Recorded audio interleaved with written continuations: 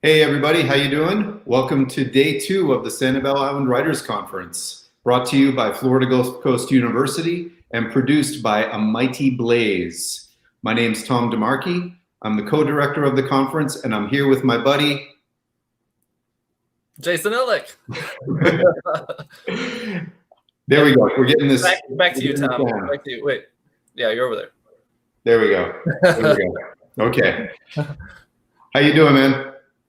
I'm doing all right. How are you doing? I'm doing great. I'm pumped for today because yesterday was so great. Yeah, my head is swimming still with all the ideas from yesterday. So yeah. As I was watching every session yesterday, I'm like, okay, I want to be a poet. Mm-hmm. Okay, I want to be an activist. Right. Okay, I want to be a memoirist. You know, it's like every single session made me want to be a better writer. Yes. And a different writer. Well, I mean, you can do all those things. You can. I think we have some people talking about that today, actually, on the schedule. We do. We have people talking about what it's like to write in different genres. Mm-hmm.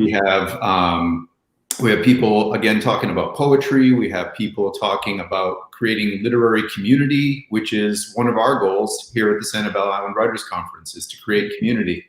And over the last 15 years, we've done that. And we're hoping that it continues. So for those of you who didn't tune in yesterday, you might be wondering why we are here online. And you probably have guessed it's because of the pandemic. And Jason and I talked for many months about whether we should hold this in person again, as we normally do out on Sanibel Island, where, by the way, today it is 81 degrees. I'm here in Colorado, where it's, I think, 27 degrees. I'm kind of jealous. I'm not going to lie. Okay. Kind of jealous. It is, well, sorry, I lied. It's 16 degrees. Oh, man. It's 84 degrees here. It's 84? Yeah. Yeah, that's beautiful. And it's snowing outside my window. Oh, man. Yeah. After this concludes, I'm going to have to shovel my driveway. But wherever you are, and whatever the temperature, I want you to imagine that you're on Sanibel Island and that it's a beautiful day, sunny, warm. The worst thing that you have to worry about is maybe getting some bug spray for the no-see-ums. Mm-hmm. But we decided, because of the pandemic, that in the interest of safety, that we would do this online this year for free. So anybody who wants to view this and participate can participate from the safety and comfort of their home. And we will be back next year in person at Big Arts on Sanibel, and we're really looking forward to that. But in the meantime, we have some terrific programming here for you to take advantage of. We do, and we have, since we are online this year, we wanted to offer something that was a little more tangible for you. So we have some early bird offers. We partnered up with some hotel in Sanibel. And we have everything from the kind of tiny, quaint Kona Kai. I think they only have something like 12 rooms. It's a cute little family-run place, up to Sundial, which is a fully loaded resort-style hotel, and a couple in between. So we have the links to those that you guys should be seeing up on your pages. There's also a discount on the registration for next year's conference on the island, and it's a pretty good discount. It's $100 off. The normal full registration fee is $550. So if you register for the conference between now and October 31st, on Halloween is when these deals will end, you can get your registration for $450. And the hotels are also offering a discount if you're booking rooms with them during this early bird week. So we're looking forward to getting back on the island, and we're hoping you guys are too. If you just can't wait to book your room or to get your spot, we do have limited spots for people to participate in the conference when it's in person. Jump on those early bird deals. It's not going to get any better than the deals that you're going to see this week. So, and we're looking forward to, actually physically, rubbing shoulders with you guys next year on the island when we're all hanging out together. Absolutely. And we have not yet announced the lineup for 2021, but just to give you a hint, some of the people that you've seen this weekend and that you'll see today are going to be back there next year. So if you've enjoyed the sessions that we've had already, and if you enjoy the sessions you see over the next few hours, chances are pretty good you're going to see some of these people next year on Sanibel with us. So definitely take advantage of those early bird specials. Definitely book your rooms early, great rates, and we're going to have a terrific time next year. But in the meantime, we're going to have a terrific time today.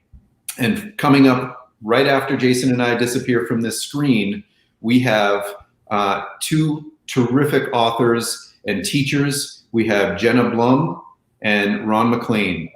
And there's Jenna. Welcome, Jenna. Thank you, Tom. There you are. Oh, there's Ron. Whatever. That's what I have to say about this. Good to see you guys. That I did it. Hey, you did it. You did it. No, yeah. Jenna, There it is. Okay. it's easier when I just have to point up. Yeah. I know, right? You're very Brady Don't Bunch be here. looking down at me, Jenna. I'm gonna do my where's Alice? Where's Marcia? Where is Marcia? Marcia. Yeah. Do you guys want to introduce yourselves? No. I'll introduce you. Okay. So, if you were here yesterday, you saw Jenna a bunch of times. Jenna is actually the co-founder and CEO of A Mighty Blaze. There's nothing crazy about that, Yeah. Tom, really. And A Mighty Blaze is producing this today, and they've made it possible for us to hold this online. So thank you. Oh, we've got the matching mug. They've got all the merchandise. We Yeah, really have to up our merchandise game, Jason. Yeah. Yeah. And Jenna is, like I said, a wonderful writer, wonderful teacher. In fact, tonight she's going to be teaching a class as soon as this conference ends. Yep. She's always helping other writers with their manuscripts and developing their craft. She is the author of, I don't want to miss anything here, so I'm actually going to pull out my cheat sheet. You don't have this memorized?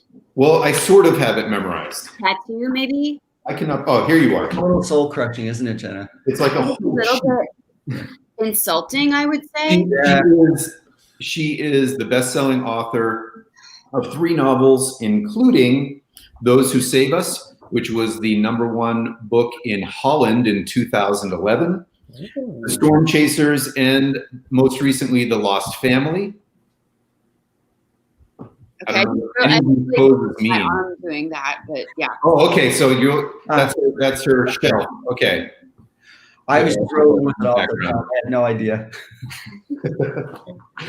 And she also, as I said, is the founder and CEO of A Mighty Blaze, and she has been teaching at Grub Street Writing Center in Boston for over 20 years. Ron, and here's my cheat sheet for Ron, somewhere. Damn it, I had all this stuff laid out, and then I got messed up. There you are. Look under the coffee mug. It's under the coffee mug. People are leaving. They're seeing the. I know. Yeah. Okay, Ron is the author of the story collections We Might As Well Light Something on Fire and Why the Long Face, and the novels Headlong and Blue Winnetka Skies. Ron is published in a bunch of different places. He also teaches at Grub Street in Boston. In fact, that is where he and I first met about a decade ago when I was at the Muse in the Marketplace conference in Boston, presenting there. And I met Ron outside of a classroom, and he was just the nicest, smartest guy, very generous, and just talked about how he loved teaching and how if there's ever a time that he can get involved with Sanibel, that he'd love to come down. And so we brought him down a few years ago, and he taught a very popular workshop, and we're just like to have him back again this year. So thanks, Ron. Thank you. All right.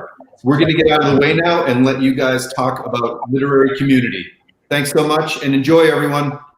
Thanks, Tom. Thanks, Jason. Bye, guys. Bye, guys. Okay, so now we get to chat about community. Yay. Yeah. Hi, Jenna. Hi, Ron. Hi, Hi, everybody. Okay. Hi, everybody. So I don't know if you guys have seen this, but the last time I saw Ron was in a virtual elevator in which I strapped him This is all online on the Mighty Blaze Facebook page and on my personal Instagram and Facebook.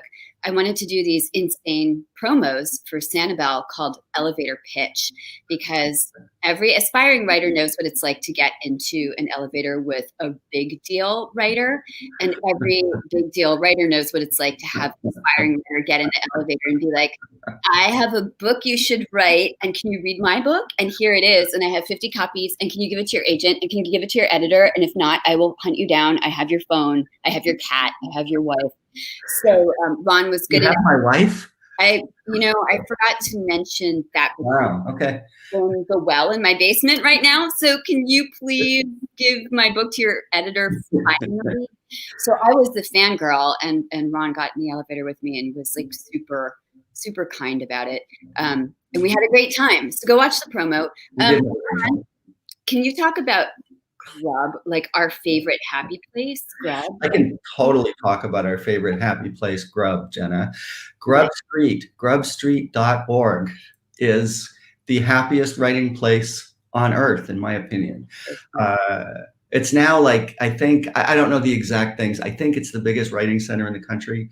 It's a nonprofit writing center. The big is not what matters. The big is the result, I think, of the great, unbelievable community that exists there. And one of the reasons that I got connected up with it, Jen is one of the few people who's been involved with Grub Street even longer than me. And I've been involved for like 107 years, I think. Okay. How old do you think I am, dude? No, but you are somehow, I don't know how you did it, but I think you're 19 now. And you were 11 when I started at Grub Street. I'm not a math major. I don't know how this stuff works. All I know is it's been at least a century that I've been involved there. And that it was a tiny little place being run out of a one-room office with classes that were meeting in church basements, temple, community rooms, etc. And that, in my opinion, the reason it grew is that people recognized that they were finding allies, colleagues, advocates for each other there, in addition to learning about, to learning the craft of writing, which is important. But I think that the big thing was that people found other people who would say, hey, what do you need? Can I help you out? Teachers who are willing to give of their time sort of beyond the classroom, which let me see, I get the finger right again, which this lady is famous for, and I try very hard to do as well, to just say, like, we're here to help. And that's the vibe that's existed at Grub Street since the day I got there. Yeah, Grub is great. I want to jump in a little bit on this also, not to do a commercial for Grub, but I'm totally going to do a commercial for Grub. Yeah. So, and one of the things about the pandemic too is that since we all came online, so many people couldn't participate in the Grub classes before. We were in person, like we would meet in person. I've been teaching there for over 20 years.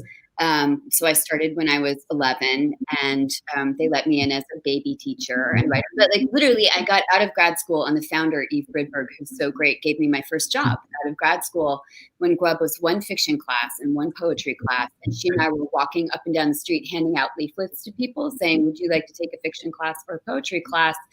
And I was teaching in a synagogue that had little tiny chairs because I was in the children's room. So that was the first place I taught there too. Yeah. Like, remember, like the chairs were tiny, so I would have these little tiny chairs with my knee up to my chin and pretend that I knew what I was talking about. Like that was when I was wearing glasses to look older because I wanted people to trust me instead of needing them the way I do now. But Grub is honestly the reason I stayed in Boston. Like, no offense, Boston. I like Boston, but my soul city is probably New York. And I stayed here because the writing community here is unparalleled. Like, it's not competitive. People support each other. They love each other. I have crammed 50 grubbies into this apartment. You know this, Ron, like to have these insane parties. And I have to say, like, Grub, this may sound really hokey and cheesy, but I live by myself with my dog. Like, my Grub people are my family. They literally, legitimately are my family. Like, they gave me the shirt that I'm wearing, my tiara shirt. One of my Grubbies in my novel workshop gave me this. And I also poached my Grub community to start a Mighty Blaze. So most of the Blazers are also Grubbies. I just feel as though, I mean, the petri dish of that I grabbed all of my friends from, who have become the people who I text in the middle of the night and in the morning, and talk to every day and go for social distance walks with. They're all writers, and I have lived in places where there was not this robust community of writers, as I'm sure many of our viewers have. Yeah, and it was so astonishing and devastating to me that I really wanted to talk about narrative structure or about the characters who were real people to me, and people would be talking about sports and sports ball. Yeah. I was like, I don't have my people here. I cannot survive here. So I literally live here because my tribe is here.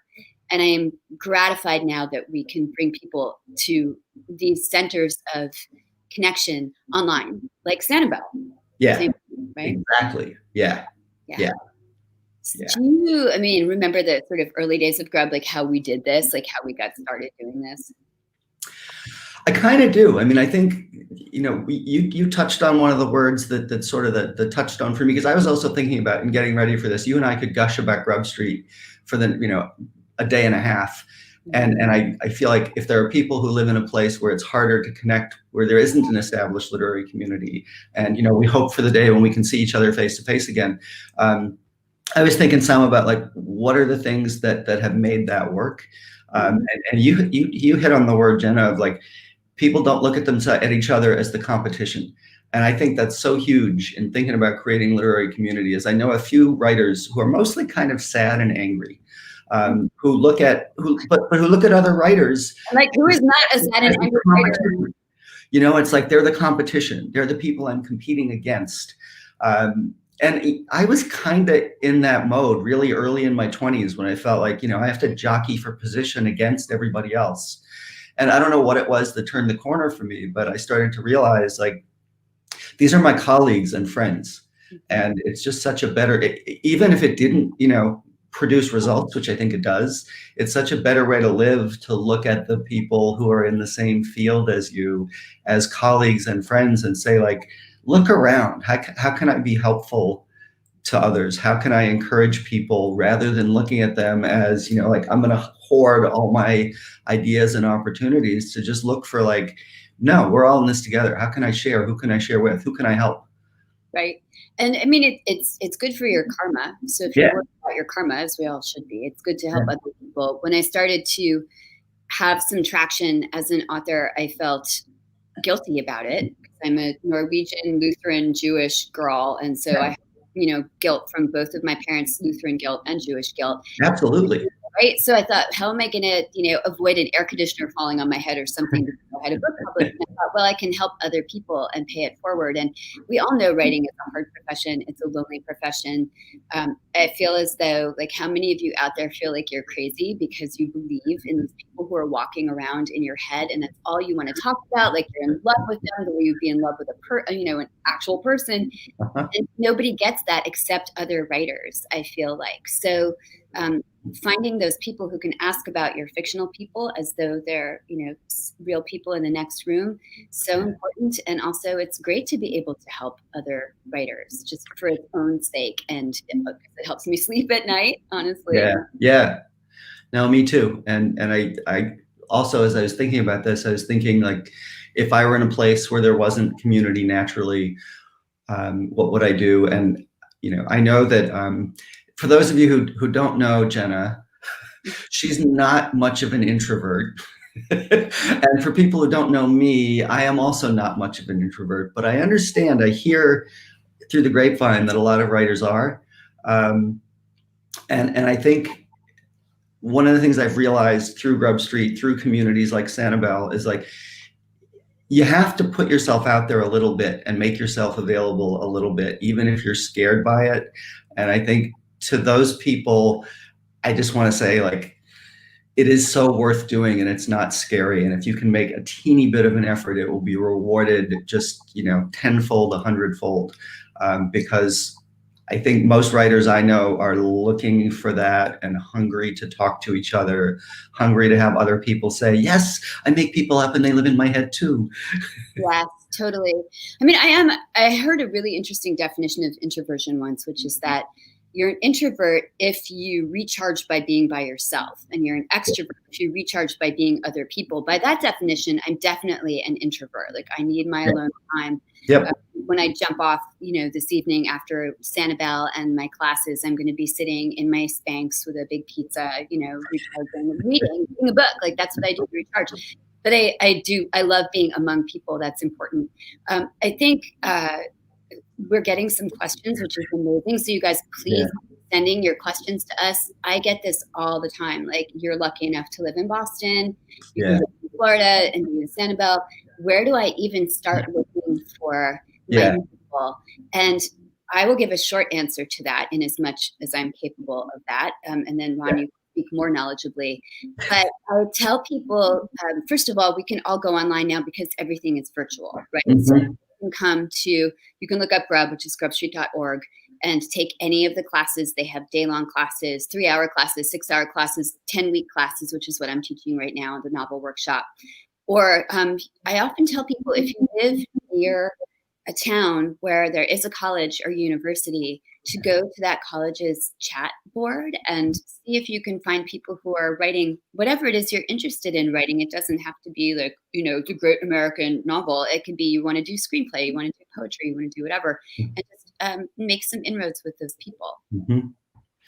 Yeah, and picking up on that, I think if there's a library in your town, if there's a bookstore in your town, go there, make friends with those people, talk to them, find, are there readings happening at those places? And I think so much of it is about just get out to a reading if you can, get out to a writing event, anything where other writers and readers are gathering, and introduce yourself. And again, I'm sensitive to the idea that a lot of people a lot of writers are introverted and nervous, but just like introduce yourself to one other person.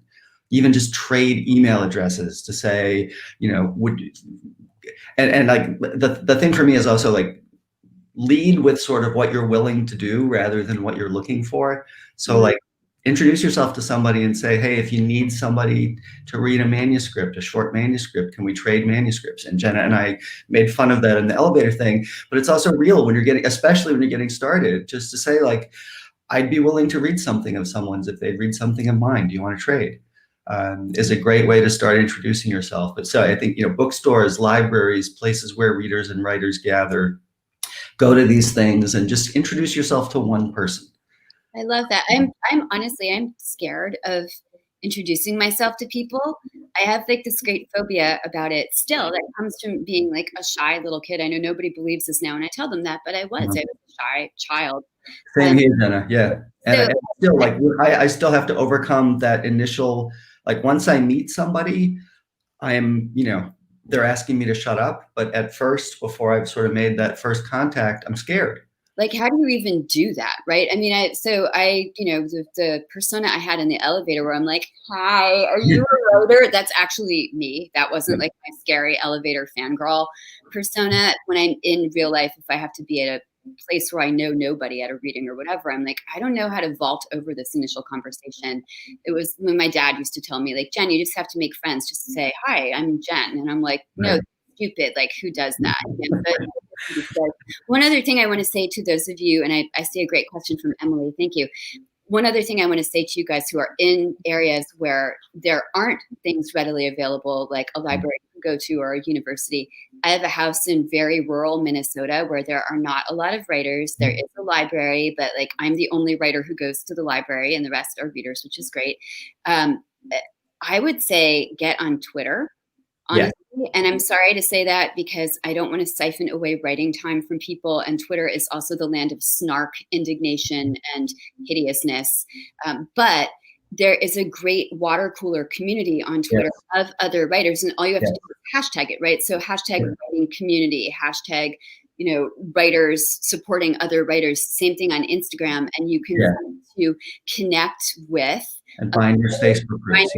Facebook groups are also amazing. So if you live in a very rural area and you're not social media literate yet, I would encourage you to just stick your toe into that water and just start to follow people, because you'll be so heartened by how people are supporting each other online. It is amazing. Yeah. And it can be as simple, I agree, Jenna. And I think it can be as simple as just somebody mentions a writer that they like, you like that writer too.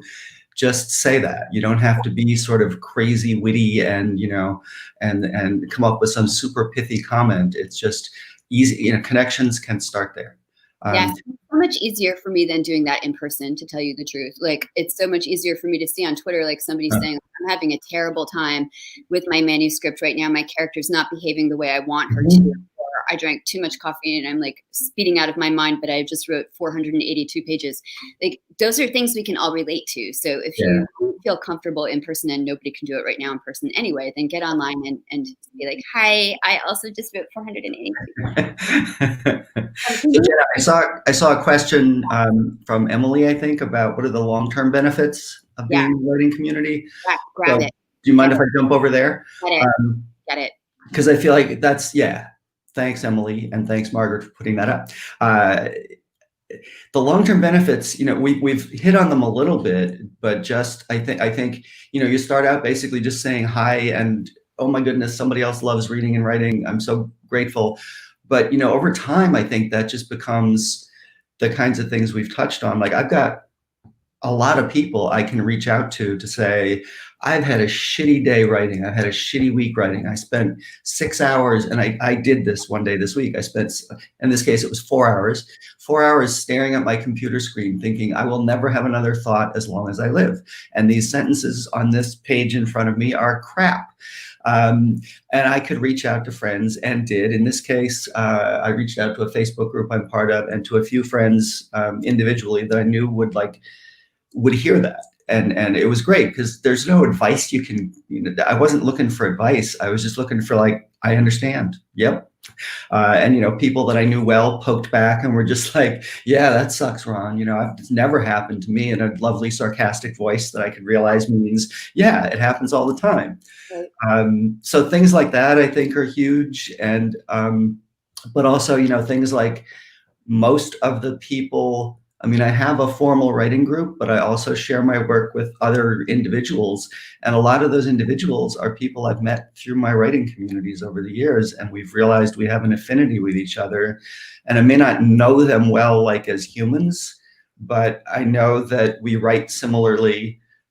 In fact, there's a guy I met at a conference, the Boston Book Festival last year when I was doing that. We were on a panel together, and we now share work with each other because our writing is very much simpatico. That is amazing. I love this question, and I want to answer Shannon's question as well. I can obviously speak to this since I started a literary community fairly recently, sort of by mistake. But I wanted to say there are like several benefits, long-term benefits to the writing community. First of all, you get T-shirts, so good. Yes. People give you shit; they give you, swag. But seriously, I think that on both ends of the writing spectrum, you get support, life support for your work, as Ron was talking about, and you also get help, I think, with the business end of this and paying it, sort of getting your book to agents and publishers. It's really important to network. It's really important to start building connections early, so that by the time you have a product that you want to get out there, people know who you are, they trust you, they love your work, and they want to help you. So I will illustrate like the former. When I was living at my house in rural Minnesota for a whole winter, the winter of 2016, two of the people whom I met at Grub, like two of my closest, dearest friends, we texted each other and emailed each other every single day about what we were going to write that day. And we were sort of talking to ourselves, but then putting that intention out into the world. And at the end of the day, we would check in. Sometimes we just send the word done. Sometimes we would say that went miserably. I went to run for it, fell flat on my face. And sometimes we'd say, I swung for the fences, I hit it, it felt damn good. And so we would talk about that, but also like the tyranny of the quotidian. So we'd be like, I want to write today, but I can't because I have to go to the freaking dentist and I'm so mad. So we were supporting each other about how to synthesize life and writing, but also about the writing itself, with the result that we had amazing support. But I also now peek into the inner machinery of my friends writing their novels, which are now out in the world, which is amazing. So you get that. And then also on the other end, like people come to me all the time who, not in an elevator, who know me and say, can you read my book? Can you blurb my book? Can you pass my book to your agent? Is she taking submissions right now? And because I know them and have known them long term, I'm totally comfortable saying like, well, my agent's not reading, but I know this other agent, or I think agent would actually love this, or my editor. So I really recommend, just on a human level and a business level, making those connections. So totally agree, Jenna. And two things to pick up on quickly there that you touched on were like one of the side benefits to me of community, long-term and short-term, is just somebody to be accountable to. But I mean that in the best way, because like you were saying about, I'm doing it today, this is my goal for the day. Like, accountability is kind of a horrible word, I think, because it sounds like punishment to me. But just knowing that, because so much of, I remember Stace Butsko, who was a Stace, fantastic guy, early Grub Street person. He and I had a thing for a while where we would just email each other in the morning to say, I'm strapping myself in the chair. I'm not getting up until noon, no matter what. And for me, there was a point in my life where the difference between sitting down and facing the writing and not doing it was as simple as knowing that Stace was out there and I had to say I did it or I didn't do it. Until I developed those rhythms for myself, which I can mostly do on my own now. That was huge. And then also, in addition to like the network you build, where people can say, yes, I will give that to my agent or editor, is also, I think, just the knowledge, the more people you know, the more you will benefit from their knowledge of the marketplace to know who makes sense to send your work to. Because they're sending it out and being ready to do that. But there's also just knowing, like, these 5 people make sense for you, these 5 people don't make sense for you. Totally. I completely agree with that. Yeah. I also want to say, guys, if you don't know about NaNoWriMo, which is coming right up, right? So hopefully one of the people who are working this can just put that link up on the screen. But there are a couple of writing communities online like NaNoWriMo, where you write a whole novel in the month of November, but you're checking in with other people online every day and being accountability buddies, or whatever that word is, accountability buddies. And also there is a writer named Jamie Attenberg who does 1,000 words of summer, and every day she sends out a writing prompt, or you can do it kind of email. It's a hashtag, 1,000 words of summer, and write 1,000 words that day, and that's it. But you can communicate with the other writers behind the scenes, and it helps you feel like part of something that's larger than yourself, which is what I think community is all about. It's so reassuring. It gives you a way to give back, and that is like a really important thing. So seek out those writing communities online, and that. Yeah, and I think also, Jenna, like, take a writing class online. I've done it in the last couple of years. I've taken a couple of writing classes online to strengthen things I wanted to strengthen in my work, but also just to kind of like totally switch up, what reactions I was getting and from whom. And it reminded me that those are often, it's as simple as you meet a bunch of people there and you're in chat rooms together. And again, it's as simple, even if you're shy, as just saying, hey, Jenna, I really liked what you posted, and I'm really interested in X also. And it's pretty easy to make a friend and then say, hey, can we keep in touch? In the last class I took last winter, there were several people who posted at the end saying, I'm looking for people to trade manuscripts with. And I know a bunch of people made connection that way doing it. So especially for those folks who are listening and watching, who feel like, they live in a remote area where it's not so easy to get in touch with people, the NaNoWriMo, 1,000 Days of Summer, taking a writing class, they don't have to be expensive. They're great opportunities to make one-on-one connections. Yeah, absolutely. And the nice thing about social media or online communication that way is, like, the flip side of the bad side of social media, which is there aren't that many consequences to whatever it is you say. But if you're a naturally shy person, that's a good thing in an online writing class, or a good thing in an online group, where you don't have to worry so much about the fear of reaching out to people and sounding silly, because a lot of what is online is sort of silly anyway. But at least this way you can feel a little bit less self-conscious about it. We had a great question about how do you go about starting a writing community from, I believe, now I forget who asked this, Shannon. Thank you, Shannon. I love these questions. You guys are coming. So I'm going to jump on this, Ron, because I did do it. Like, right? Do it. I'll piggyback at the end. Yep. I'm going to show you my giant Yeti again. And I should point out that whoever sent this, I have no idea who sent me this, but I think it's somebody from my company, which is the Mighty Blaze. We are a team of 25 writer volunteers who help promote writers' books. And I started this company by mistake as a response to COVID, because I knew so many writers whose books were coming out, and had been working on them for 3 years, 5 years, 10 years. And then because they were releasing novels into a pandemic, how would they reach readers? They couldn't go on tour.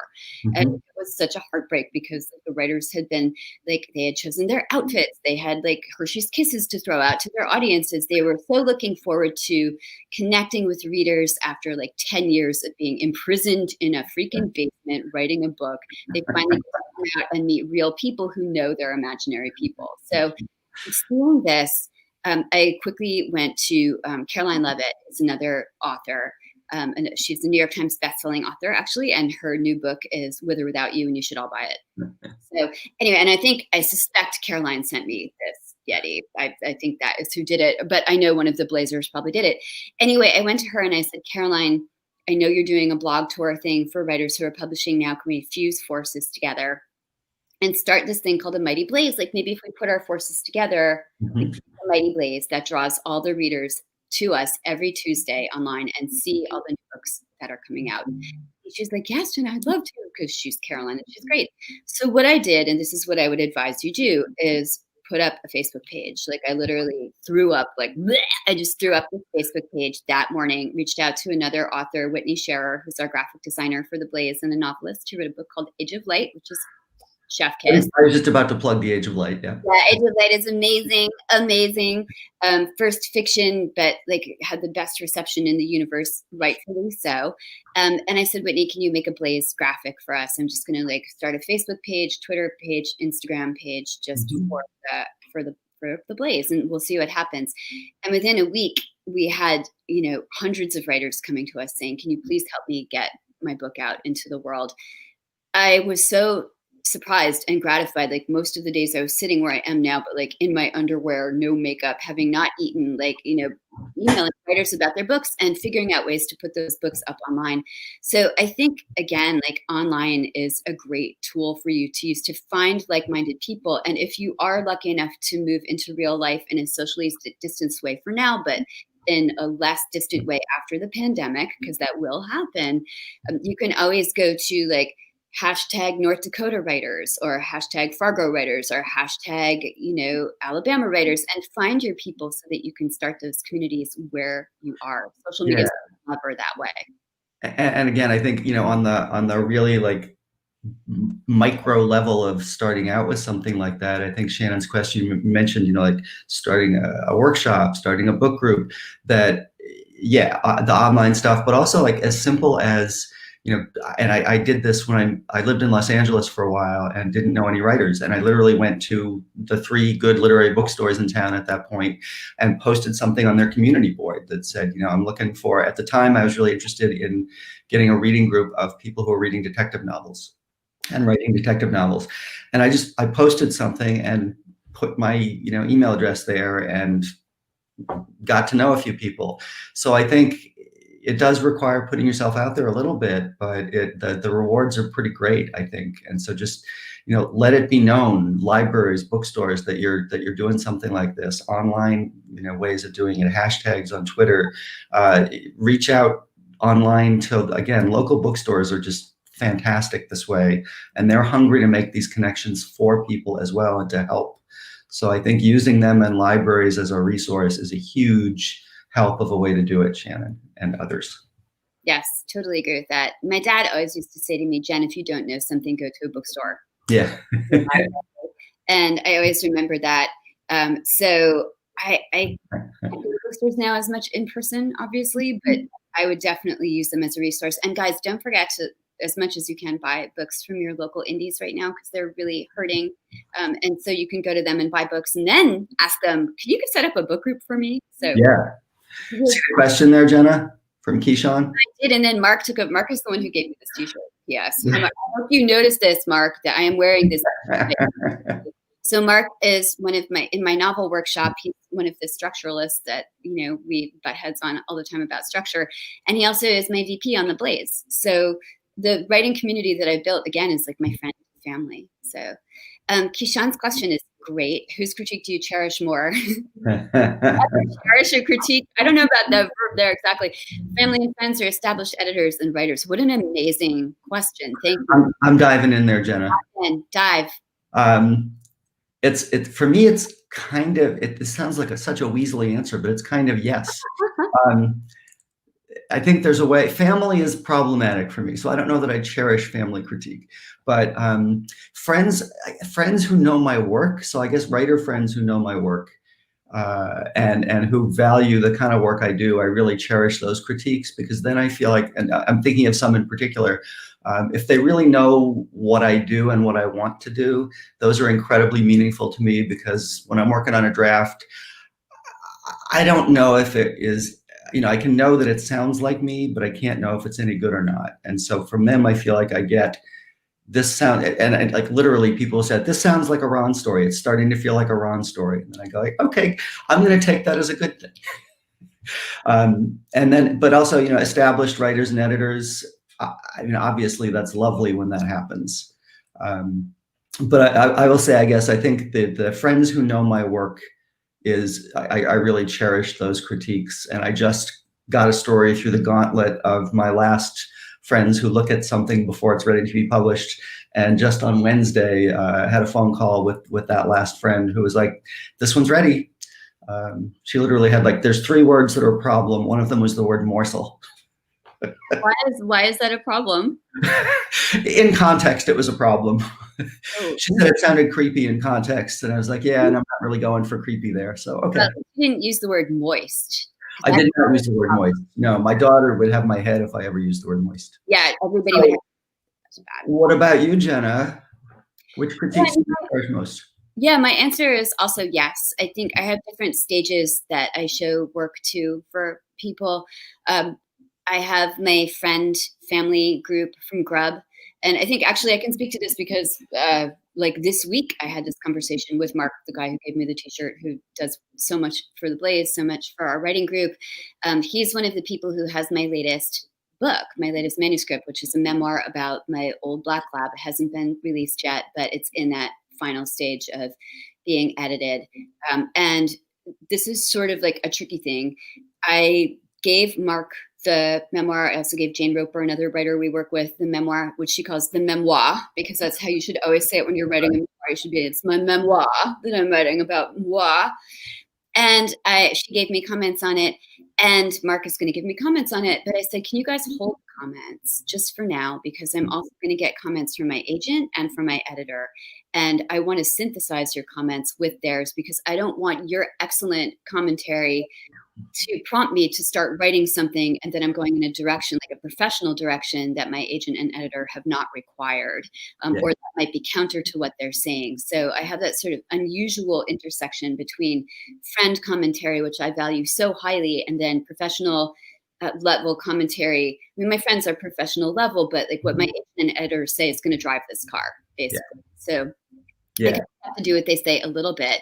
And my agent, who is French, would be like, oh, Jenna, don't tell her. She hates it when I do this accent, so hopefully she's not watching. I've seen her react to it. I love it. It's just like, Jenna, you make me sound like Pepe Le Pew. I do not sound like this. She totally sounds like this. So anyway, she is like, Jenna, I am only the agent. What do I know? But on page 17, I am thinking that this passage is problematic about what you say about your dog. I mean, and then my editor will be like, okay, darling, I think we need a little more shading in here about your mom. And you're the writer, you figure it out, right? So she'll give me notes. My agent will give me very freaking specific notes that she will follow up on at midnight. And so I put those in. I'm going to put my friend's notes in. So it really is a synthesis. Yeah. And I think like the other thing for me in that is that, and I hope this is obvious to folks, but it isn't always, is anyone who is giving you critique is giving you a gift. The time and effort to do that, they're giving you a gift. So in that sense, I cherish it all. And because I was talking, I missed whatever that question was. It just flashed. It was such a good question. Thank you, Megan. Do you want to grab this one? Yeah. Paying a professional can be really, really, really, really great. And Caroline Levitt, speaking of her, is a really great professional at doing manuscript critiques. That said, finding somebody beyond great job, I think part of it is letting the person know what you're looking for. And then I would say having a conversation in advance about what is helpful to you and what isn't. So, I think like Megan, just say, I don't want to just hear great job, but like spell out for you what's helpful. I'm struggling with the plot, or there's even, I feel like I've set up the plot really well. And then I feel like by, once things are set up that I don't escalate properly, or that I'm struggling with character development in this one area, or I'm wondering if the rhythm and pacing starting in chapter 6 falls off. I feel like if you can get someone, step one, have that conversation about what kind of feedback are you looking for. Step two, also just say out loud, sure, I'm sensitive like every writer, but I really want to get better. I really want to hear what you think about it. I can take it. And then three, if it's at that point, if it's a manuscript that's at the point where you can take, how's the pacing between chapters 6 and 10? I think being specific like that can be really helpful. And it also lets the other person know that you are serious about wanting, detailed, constructive feedback. Jenna, over to you. Yeah, that's super, super smart. Thank you. And I know we have to jump off pretty soon. Yeah, like the big hook and like take a Yep. I think first of all, find a writer if you can, Megan, because if you're giving the manuscript to your friend or to your mom or to whomever, they're just going to be like, I don't know what to say about this. Good job. I love it. Yeah. And while that's amazing to hear, and I'm sure you have earned it, it's not necessarily constructive criticism, and the word there is constructive. Like you want something that's going to be kind and tactful and honest and helpful. Ron's nice about like being very specific when you do find that writer buddy about what you want is important. Ask them for exactly what you need, but also you can always say, you know what, I don't want anything except praise, or I don't want you to change this. Like here are the things that you should not monkey with, because this is not going to change. It's really important to me, but let me know if it's not working as well as it could be. And I think the third thing is, if you don't have a writing community, or if your writer buddy is also aspiring, I would maybe suggest hiring a professional toward the end of the process before you feel it's ready to send out. I have many friends who I see, and clients, because I also do manuscript consultations, who make the mistake of saying like, oh, it's as good as it's going to get, so I'm going to send it out because agents are editors anyway. Do not do that. You will be broken, because the agent will write back to you and say, I love this, but subjectively it's not for me. You're going to find somebody else with a different opinion, which basically means you didn't do your job, writer, of having this go one more loop through a professional channel. I know that might sound harsh. I know it's expensive to hire a professional, but this is your baby. You put all your love into it. So make sure you're putting your best foot forward. If you have that nagging feeling before you submit to an agent, like, oh, there's something wrong with it, but I'm not sure what, there is something, and you need somebody to help you figure out what it is and get it out there in its best conceivable shape. And doing that once will also help you learn what you need to address, help you be better able to do, some level of that for yourself the next time around, and to be able to turn that around and do that for your friends, colleagues, etc. Totally. It's a great investment. We all need editors. I even need an editor, although I hate to admit that, but I do. But doing a book all by yourself is like trying to cut your own hair in a mirror. So, right. I think we are probably out of time. I'm keeping an eye on the clock, but I could be wrong about that. So I said in the private chat that we had we could go till 12:50. So I think we have like a minute and a half. Who has a lightning round question for us? Like you can pop us in a lightning round question. There we go. Oh yeah, Harper with the win. Harper, your name is awesome. Yeah. Ron, you want to take this? Yes. Share with how many drafts in? For me, I start almost first draft. Whenever I feel like I have at least puked up the thread of what I want to get to onto the page, that's when I will first share it. But I will also specify with my community at that point, all I'm looking for right now is just a reaction to what you read. Like, is there anything in here that you would pursue? And if so, what? So I asked that very specific question. Jenna? That's a great answer. I do share writing with people after I have a full first draft. because I feel like before that, it's like talking about the baby before the first trimester is done. Like I really need something to be in that first draft form so I know that it is viable.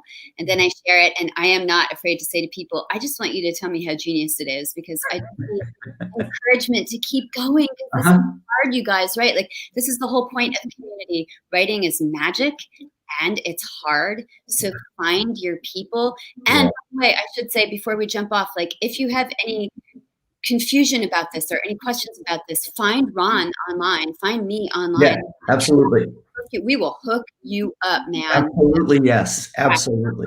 Facebook, Twitter, Instagram. We love to hear from you. Yes. And don't be afraid to reach out. Yeah, please don't. Like seriously, we mean it. If you're scared, it's a sign that you should do it. So come find us. Thank you, Sanibel, for being an amazing writing community. Speaking of community, you guys. Thank you, Tom. Thank you, Jason. Thank you. And thanks, Margaret and Tom Blazers. And thanks, Jenna. You are, oh yeah. Thanks, Ron. You're in the elevator. I'll see you there. I'll be the one hiding. I'll find you.